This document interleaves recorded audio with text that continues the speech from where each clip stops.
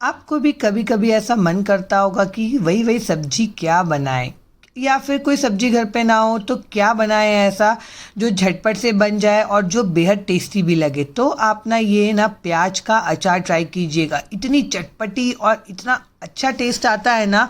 यकीन मानिए, आपने एक बार इसे बना लिया ना तो मेरा दावा है आप इसे ना रेगुलर बेसिस पे बनाएंगे, इतनी बढ़िया लगती है। और सबसे अच्छी बात यह है कि आप इसे बना के ना 1 वीक तक स्टोर करके रख सकते हैं, बिल्कुल भी ख़राब नहीं होगी ये। और इसे ना आप दाल चावल के साथ खाइए, पराठे के साथ खाइए या रोटी के साथ, बहुत ही बढ़िया टेस्टी लगने वाली है।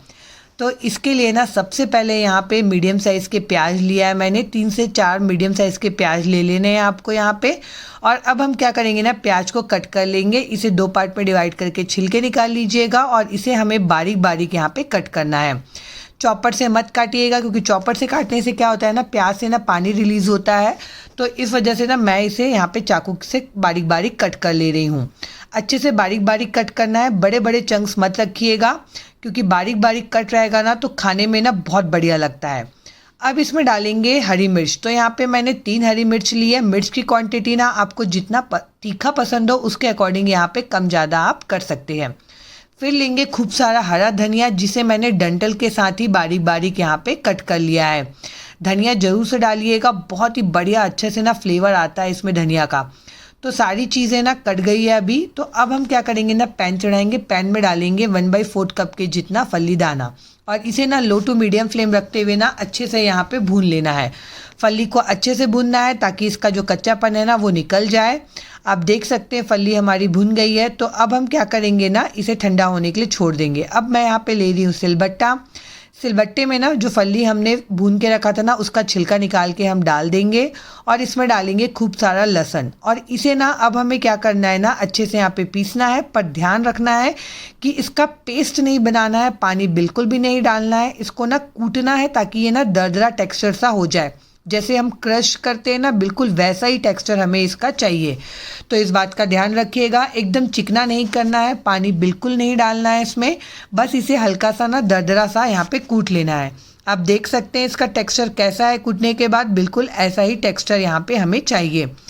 तो अब हम ना कुछ मसाले डालेंगे इसमें। तो उसके लिए मैंने 1.5 चम्मच सफ़ेद तिल, 1.5 चम्मच धनिए का पाउडर, आधा चम्मच के करीब हल्दी पाउडर, 1 चम्मच चाट मसाला, 1 से 1.5 चम्मच कश्मीरी लाल मिर्च लिया है मैंने, और आधा चम्मच जीरा पाउडर लिया है। ये सारे ड्राई मसाले ना हमारे अचार में जाने वाले हैं। तो आइए चलिए फटाफट से अचार बना लेते हैं। तो सबसे पहले ना एक बड़ा बाउल ले लेंगे, उसमें ट्रांसफ़र कर लेंगे बारीक कटा हुआ जो प्याज है, वो सारा का सारा प्याज को हम इसमें ट्रांसफ़र कर देंगे। अब इसमें डाल देंगे हम बारीक कटा हुआ हरा धनिया और बारीक कटा हुआ हरा मिर्ची। मिर्च की क्वांटिटी आप अपने अकॉर्डिंग एडजस्ट करिएगा। अब इसमें डाल देंगे जो पीनट और लहसुन को क्रश करके रखा था वो, और जो सारे मसाले हमने रखे थे वो। 1 चम्मच के करीब मैंने इसमें नॉर्मल नमक डाला है, आधा चम्मच काला नमक, और इसे ना एक बार अच्छे से मिक्स कर लेंगे। आप चाहें तो हाथों से मिक्स कर सकते हैं, या इस तरीके से स्पून या चम्मच की मदद से इसे अच्छे से मिक्स कर लेना है, ताकि सारे मसाले जो है ना वो आपस में अच्छे से यहाँ पे मिक्स हो जाए और प्याज में अच्छी तरीके से इसकी कोटिंग हो जाए। अब हम ना इधर पैन में डालेंगे 1/4 कप जितना ऑयल, और इसे ना अच्छे से हम गरम कर लेंगे। और ये जो गर्मा गर्म ऑयल है ना, ये जाएगा हमारे अचार के ऊपर। इससे क्या होगा ना, अचार की सेल्फ लाइफ बढ़ जाती है और इसका टेस्ट भी बहुत ही बढ़िया आता है। आप चाहें तो यहाँ पे सरसों तेल का यूज़ कर सकते हैं, मैंने यहाँ पे नॉर्मल फली तेल का यूज़ किया है।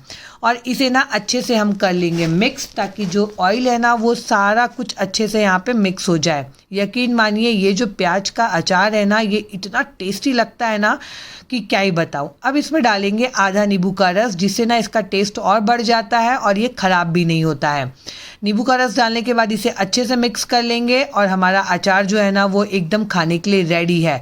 इस अचार को ना आप दाल चावल के साथ हो, पूरी के साथ हो, पराठे के साथ हो, बहुत ही बढ़िया लगता है। ये सबसे बेस्ट कॉम्बिनेशन ना मेरे को पराठे के साथ लगता है इसका।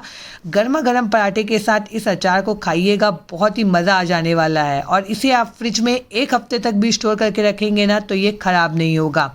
मैंने तो आज सिंपल सा ट्रायंगल वाला पराठा बनाया है, और उसके साथ ये अचार, बहुत ही मज़ा आ जाने वाला है खाने में। और गर्मी में ना अक्सर ऐसा होता है कुछ सब्जियां खाने का मन नहीं करता है, तो आप ये प्याज के अचार की रेसिपी ज़रूर ट्राई करिएगा। ट्राई करते हैं तो मुझे कमेंट करके बताइएगा कि आपको ये रेसिपी कैसी लगी। आपको मेरी रेसिपीज़ अच्छी लगती है तो प्लीज़ मेरे चैनल को लाइक करिए, सब्सक्राइब करिए। मैं मिलती हूँ अगले ब्लॉग